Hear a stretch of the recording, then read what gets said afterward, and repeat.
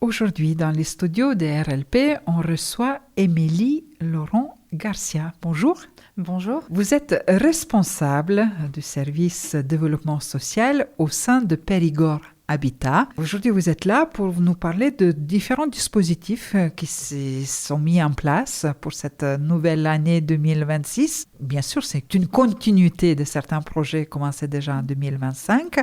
Donc, au début, rappelez-nous qu'est-ce que c'est Périgord Habitat. On sait que c'est un bailleur social, que vous travaillez avec le public qui cherche le logement à moindre prix et accessible. Voilà, quelques mots sur Périgord Habitat, Émilie Laurent Garcia.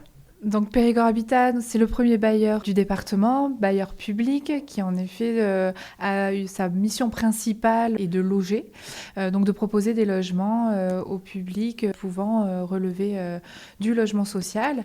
J'aime bien préciser qu'en Dordogne, il y a 80% de la population qui peut prétendre au logement social, donc ce n'est pas réservé qu'aux personnes avec des minima sociaux. Voilà, c'est important. Et Périgord Habitat développe des activités différentes, des missions différentes en fonction des besoins, dont le service développement social qui a été créé en avril 2025. C'est pour ça que vous êtes là aujourd'hui. Quelles sont missions de service de développement social ? Donc, le service aujourd'hui est composé de 4 personnes, dont je fais partie, avec donc des missions spécifiques. Une personne est en charge des publics relevant des publics prioritaires, donc ça nécessite un accompagnement particulier. Une autre personne est en charge du public senior, on va revenir dessus, et on a également une apprentie travailleur social qui vient faire des accompagnements pour un des dispositifs financés. Donc, c'est un service complexe qui représente plusieurs logements, plusieurs personnes. J'ai regardé sur votre site, apparemment, il y a presque 10 000 logements disponibles, pas disponibles tout de suite, mais occupés, c'est ça. Il y a presque 18 000 personnes logées, différentes communes qui sont concernées, au nombre de 165, et vous êtes différentes agences, 4 agences dans le département. Tout à fait, 4 agences, et nous, le service a pour mission d'intervenir sur tout le département. Donc on est 4 pour tout le département.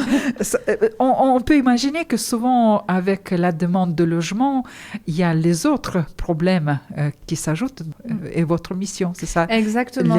Vraiment détecter et accompagner. C'est ça. Dès que c'est détecté, on peut proposer des accompagnements pour sécuriser l'accès au logement, que ce soit donc sur des publics spécifiques et des publics seniors. Alors là, c'est plutôt des locataires, de manière générale, qui sont déjà dans le parc de Périgord Habitat, qui manifestent un besoin d'adaptation de logement, principalement au travers de la salle de bain. Une baignoire n'est plus du tout accessible, donc on va apporter une solution technique au cas par cas. Et ça, c'est quelque chose qu'on fait depuis 2024. Maintenant, la direction a décidé, au vu du vieillissement de la population de la Dordogne et donc de nos locataires, de penser à une stratégie senior plus globale et qui va venir apporter des solutions dans son ensemble et pas que technique et pas au cas par cas. On va essayer de proposer une réponse globale et adaptée. Et donc, le label senior vient en réponse à cette approche-là pour repérer les logements qui peuvent être adaptés et où les personnes vieillissantes peuvent soit se maintenir, soit être mutées ou accéder au logement. Ça, c'est la partie senior. Ce label est en cours, c'est ça, oui, voilà, il n'existe pas encore. On a le premier semestre pour définir le cahier des charges et pour une communication aller sur la deuxième partie de l'année et déjà repérer les premiers logements et pouvoir estampiller nos premiers logements avec ce label senior. Quelle est la situation aujourd'hui? On sait que le département est déjà vieillissant, donc ça signifie aussi que vos locataires aussi correspondent à ces statistiques-là. Tout à fait, et c'est vrai que nos locataires donc, sont vieillissants, on est souvent face à des personnes qui ont vécu très longtemps dans leur logement, souvent avec leurs enfants, les enfants sont devenus adultes, ont quitté le logement, mais ces personnes-là sont restées, donc peuvent être dans des logements trop grands, mais il est toujours très difficile de quitter le logement où on a vu grandir toute sa famille.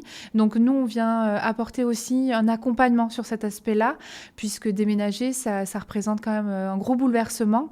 Mais dès lors que le logement n'est plus adapté ni à la composition familiale et ni aux problématiques ou aux besoins en tout cas liés à cette problématique du vieillissement, on va essayer d'apporter une solution de mutation vers un logement des fois moins haut, plus petit, peut-être moins cher aussi, voilà, et adapté dans son ensemble, dans la résidence et à proximité de services. Et vous avez ce type de logement dans votre parc? Alors là, l'objectif, c'est de les repérer, de faire une première analyse de leur composition et donc nous, en interne, d'avoir une bonne connaissance de l'existant pour après pouvoir afficher ce label sur ces logements-là. Mais oui, on a des logements qui peuvent répondre à cette demande-là. Il faut aussi savoir qu'une personne vieillissante n'est pas forcément une personne qui doit obligatoirement avoir un rez-de-chaussée.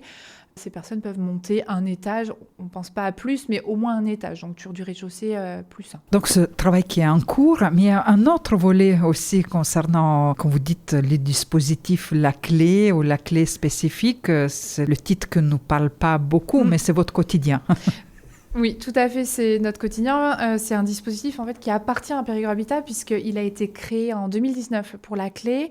Donc, il a pour vocation de sécuriser l'accès au logement pour des publics là encore spécifiques. Donc, on a les publics victimes de violences intrafamiliales, les jeunes sortant des dispositifs ASE et des personnes ayant des troubles psychiques. Et ces personnes, ils arrivent par leur plein gré ou ils sont accompagnés par les autres structures? Comment ça se passe?